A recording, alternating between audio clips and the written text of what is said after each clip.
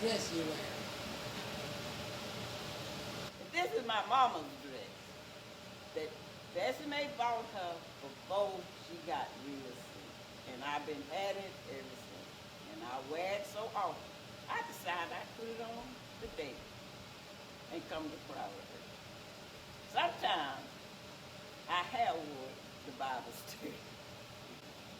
How about standing up and give us a model? All right. Down through the years, I played for different churches. I went to Riverside, I played for them 20 years, and I had to leave and come to Blooming Light. So I'm here at Blooming Light now until death do we part. I ain't gonna be here much more longer. So you'll be here till God calls you and says Yeah. He's the only one knows when that's gonna be. Yeah, 'cause I sure don't, and I tells them everything. I ain't got much more long here. Shut up, man. Well, I ain't got as long now as I once had, but I'm still happy. Yeah. I might not ought to be happy, but I'm happy. I'm getting places like I can't do what I need to do. And I work hard and cried and prayed to get that back. God almighty.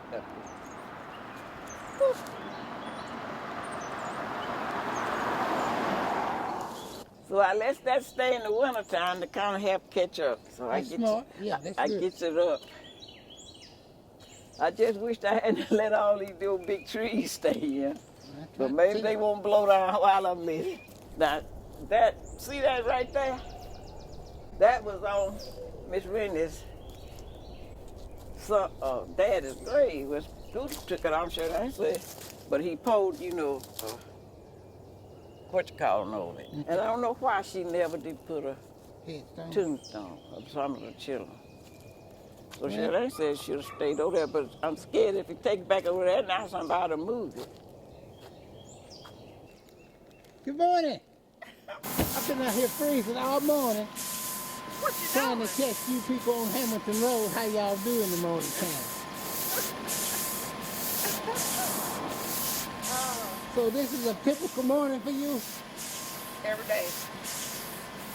So you off to go to work? What time do you usually leave I home? have to be there. I leave home by 7:30, Leave home about 7:30? so I can go stop at the store, do my couponing, then get on the freeway at 7:30, and be at work at 8. All right. Well, I got all your kids this morning before they left. You did? Uh-huh. Oh, Got okay. them catching the school bus. All right. Brandon was down there with them. Mama was? Uh-huh. All right. Yeah. So, hope you have a good day, okay? All right, you do the same. All right. Love you. All right. Hey, boy.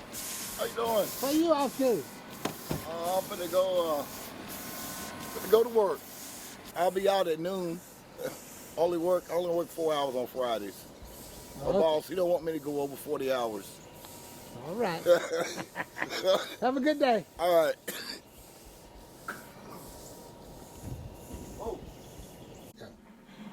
I'm glad I'm able to do this. I'm glad I learned this from my mother too, and my grandmother. But my mother, like I said, my mother being 90 years old, she turned 90 in January. And she still does this and she enjoyed doing it, And we both live next door to each other and we're from house to house. And when I see her quilt, I'm like, oh, Mom, that's pretty, Now I come home, now I copy it and make one or whatever, and we just pass our patterns back and forth. But I wouldn't take nothing for my mother still being here now and still enjoying her life like she is. Nothing could take the place of that. Good day. This is Shirley Beavers. Today is May 25th, 2017. I'm sitting here on the beautiful grounds of the Alabama Shakespeare Festival and in Montgomery, Alabama. And I've been given the privilege to review and read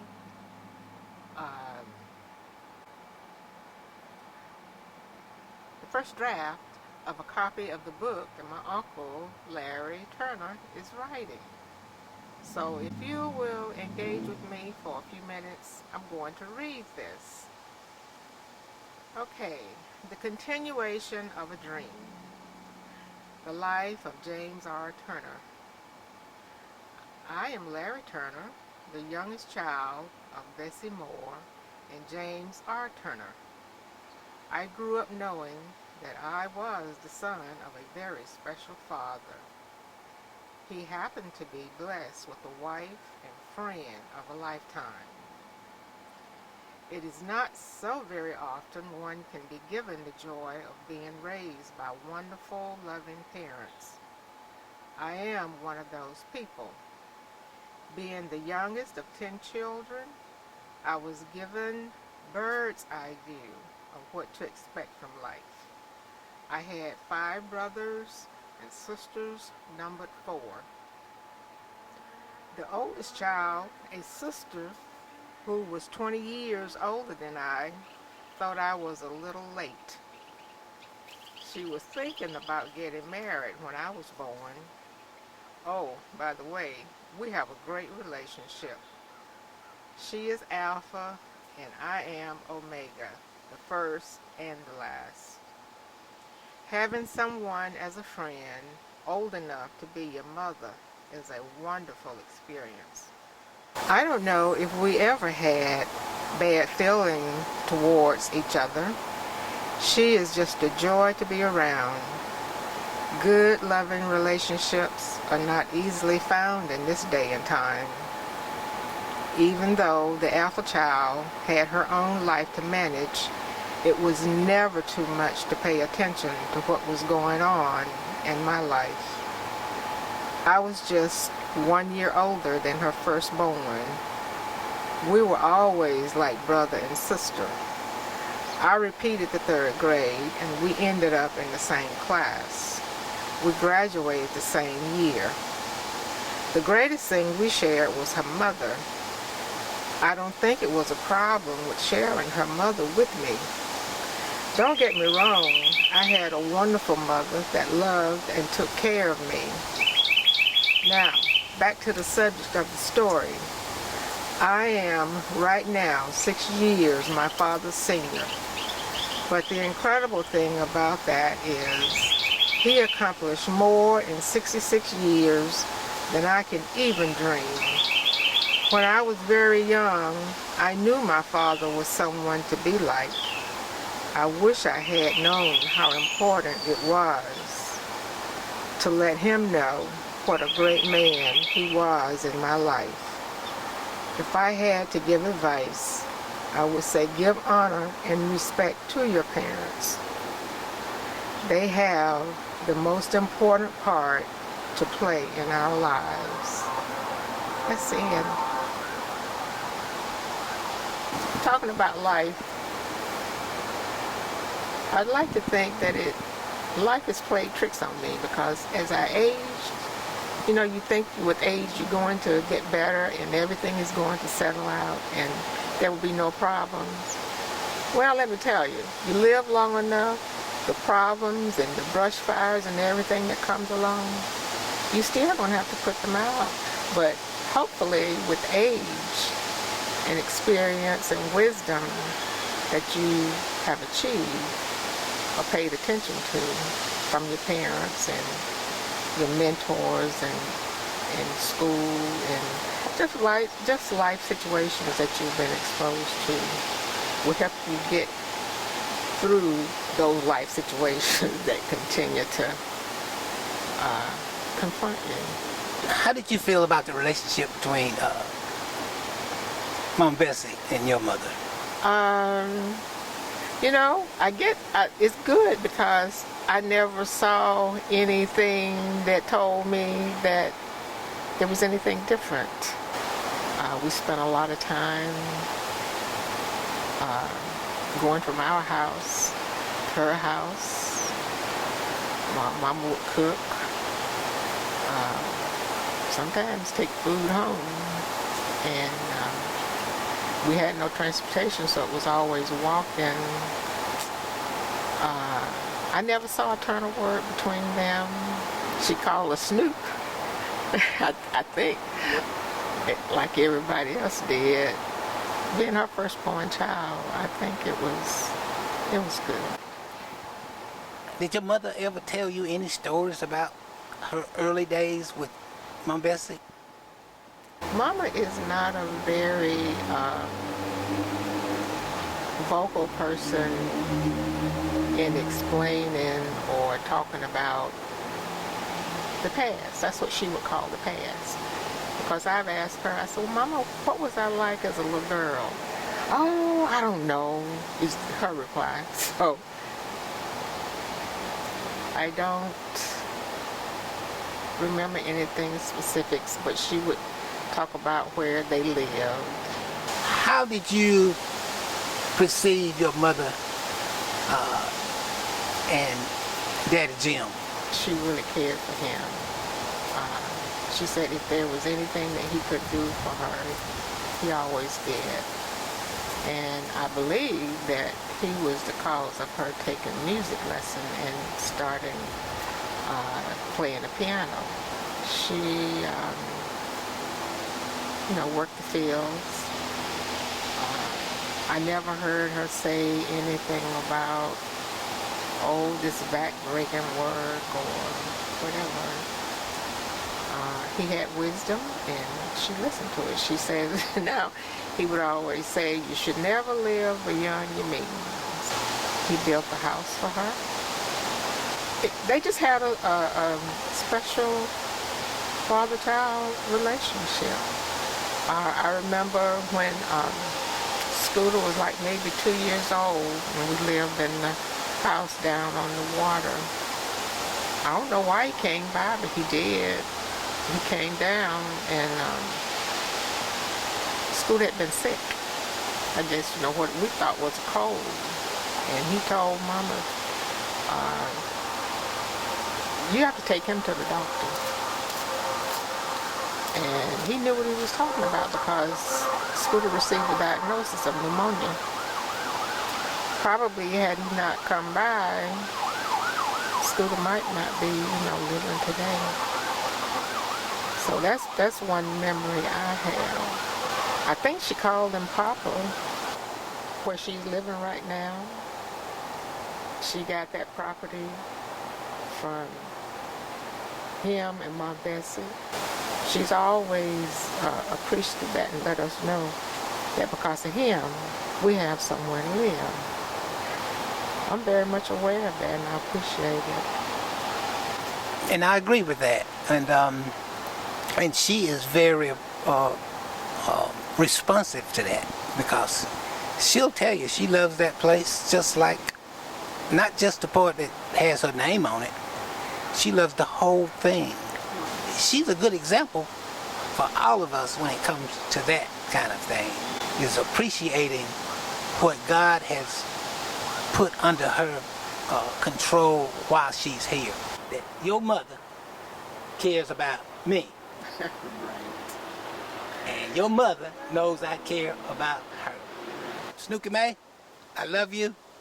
I always have, and I always will. This right here is a quilt that my sister Irene gave to me. I just wanted you to see some work that my sisters are capable of doing. And Willie Mae has a tendency to not boost herself up, but she does very good work. And I have sisters that are very talented. I have nieces that are very talented. Matter of fact, my whole family is very smart. And it had to be because they came from James R. Turner and Bessie Moore Turner. That just got to be it. So I'm going to let Snookie Mae tell you about this quilt she's holding in her lap. I could say thousands and thousands of things about this quilt. It is a beautiful quilt. I can't do this.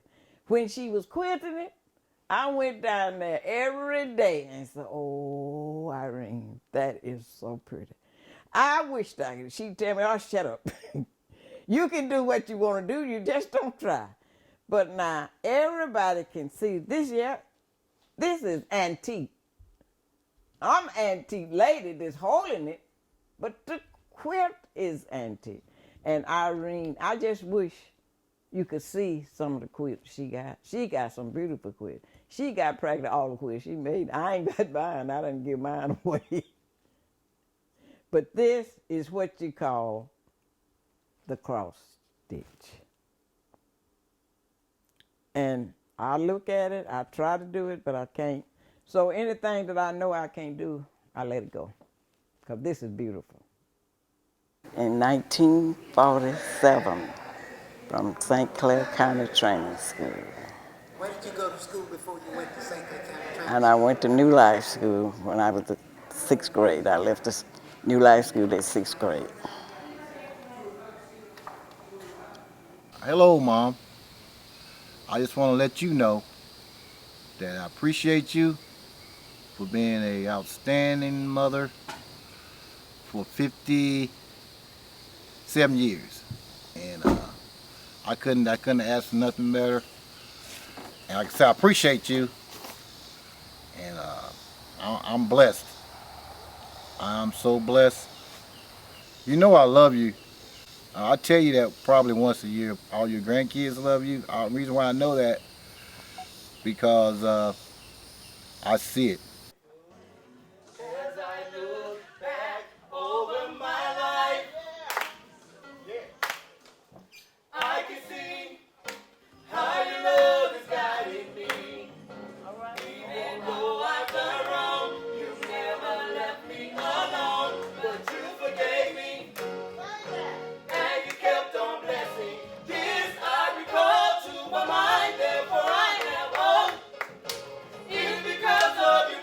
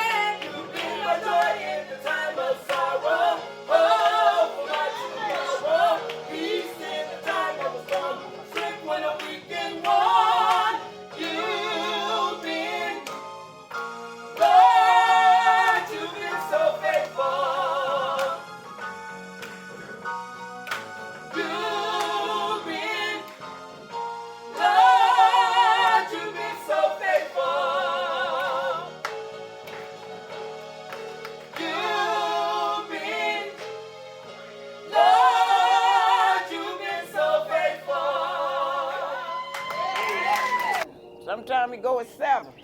So I think he must be going to 7 this morning.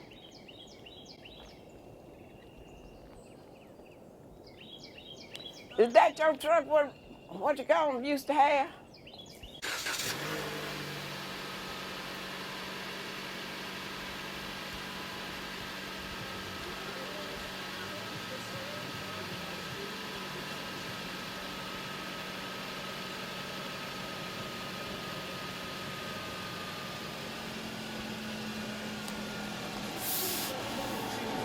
Can you introduce yourself? Hello, I'm Kiana. Headed to work this morning. You Connie's daughter? I am Connie's daughter. Connie and Oscar's daughter. Baby girl.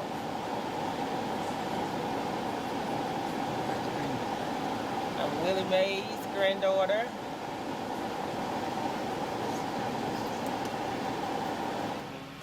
And you're Bessie Turner's great granddaughter, Yes, right? and Bessie Turner's